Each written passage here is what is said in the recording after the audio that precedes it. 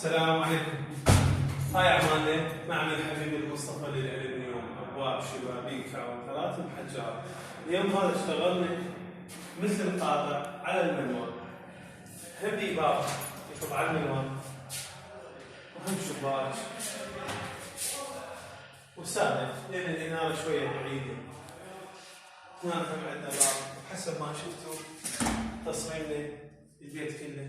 هاي الفكرة الحلوة هم من ابداعات هم بين المريخ او البيت، واحنا حاضرين معمل حبيب المصطفى للألمنيوم خدمتكم.